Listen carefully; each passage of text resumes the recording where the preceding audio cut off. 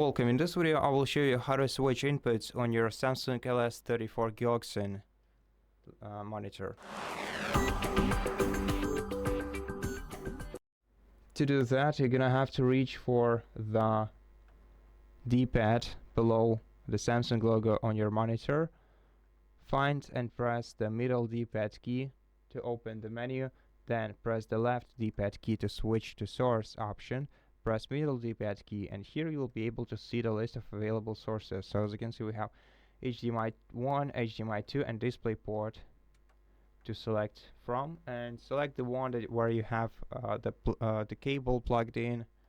Press middle D-pad key, and this will switch you to a different port. Well, unfortunately, I don't have any other port or any other device connected to my HDMI 2 port, therefore I'm gonna return to HDMI 1, and that's basically how you do it. So thank you so much for watching this video. If it helped you, please consider subscribing to our channel, leave us a like and a comment below, and I'll see you in the next one.